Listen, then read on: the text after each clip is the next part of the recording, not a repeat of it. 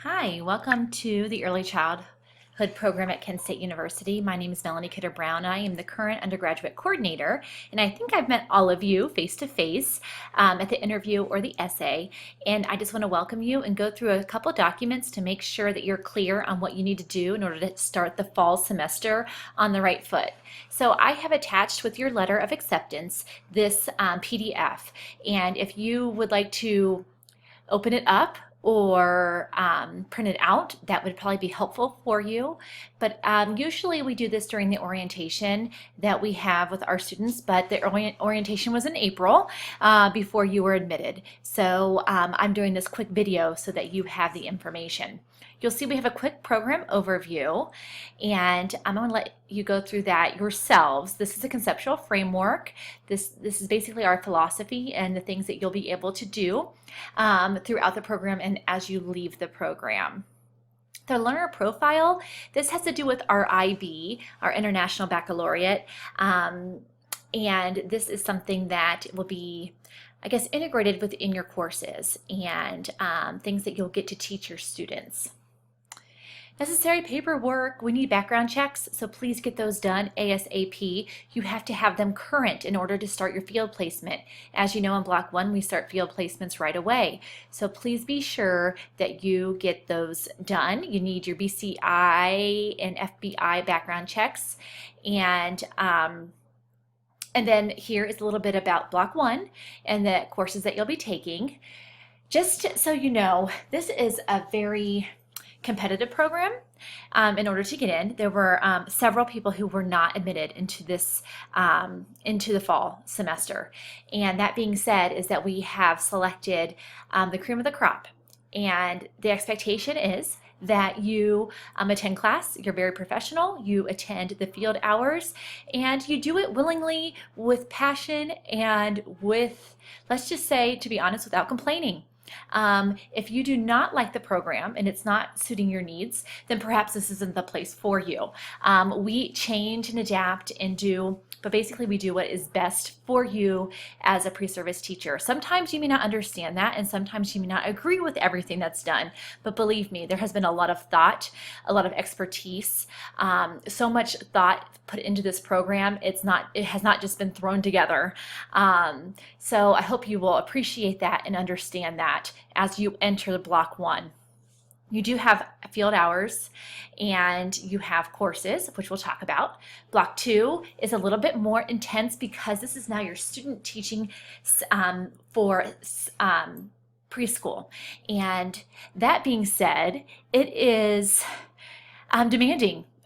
There's no way around it. You have 20 hours that you are student teaching, and you also have all these courses to take, and you will have a supervisor that will support you in the field, but you also have faculty that will support you as well. We are one of the universities, not very many, do a preschool student teaching. As you know, you're pre-K to 3, and we feel that it's really important that you have this experience since you will be certified in preschool. Block 3 now is more of your urban setting, and that you'll see you're there, so you sort of cut back. You're now in the field 2 full days, school days in a public school. Typically it could be a private school, but you're more within K3 now.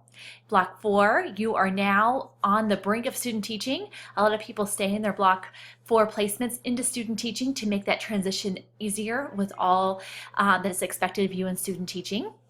2 full days during the week. You have classes 2 days a week, and then you have sometimes you'll be in the field for the entire week without classes. Block 4, I'm sorry, I have 5 children in the house right now, so that might get a little crazy. Block 4, or Block 5, this is full-time student teaching in K3 classroom. You will have a supervisor as well. Block 4, as of now, will have a supervisor in that block as well. Okay, social media. Right now, I would check it and make sure you're now a professional. You are going to be working with children starting in September. So parents will be able to look on your Facebook page. So make sure that things are appropriate and things that you wouldn't mind being publicized, I guess, for the whole world to see, as you realize that's really what's happening on Facebook anyway, or whatever other avenues you take in social media. So please be very careful of that. Never share your field placement information about students. You can't put that information up on the computer. Supplement to the EHH handbook, you'll want to check that out so you're fully prepared. And background checks, here is the information. The cost is BCI is $25. You can get it at the IRC, the second floor of Whitehall.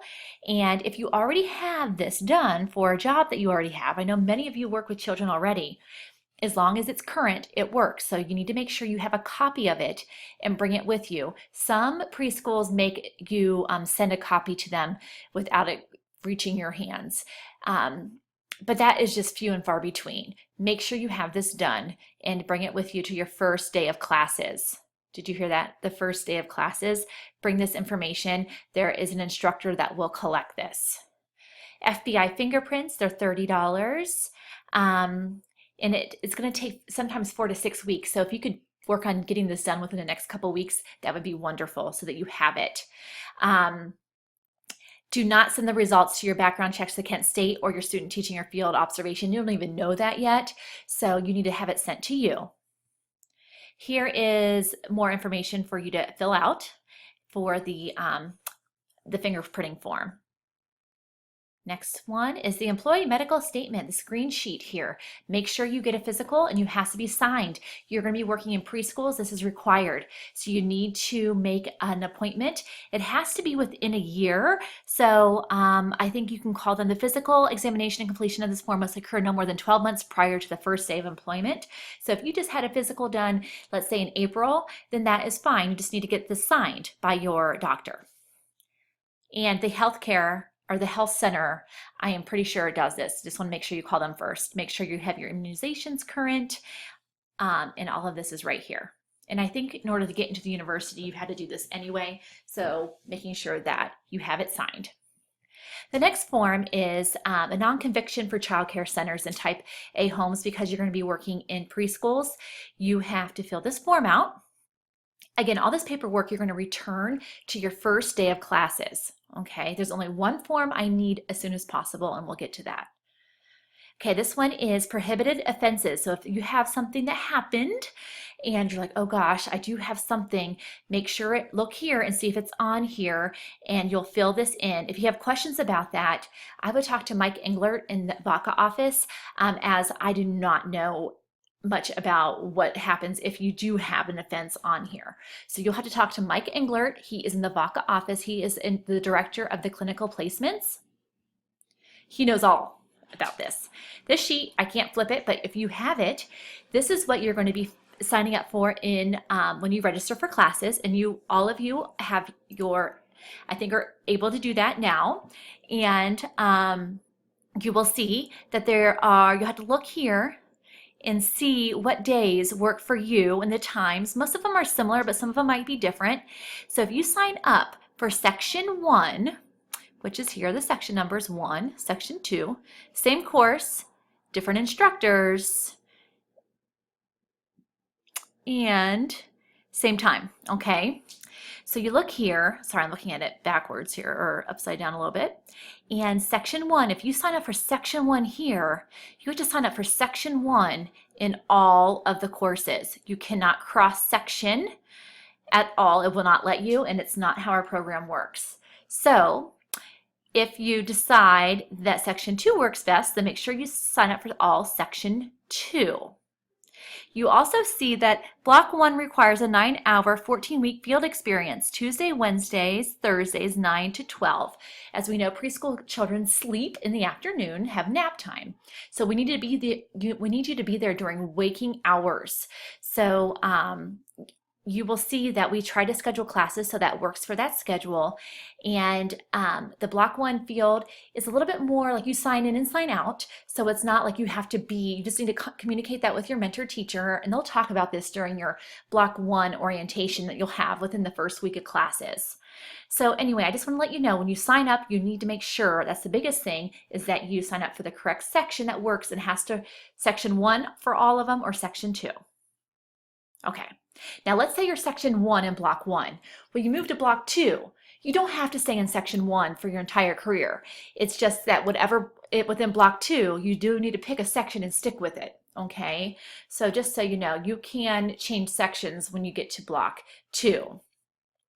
Next one is just a fact sheet that's for you to read. Establishing effective communication atmosphere. So that is just some tips. This is the important sheet, block 1, field placement. You need to fill this out as soon as possible, print it out, fill it out, either scan it, or just take a picture of it and attach it to an email.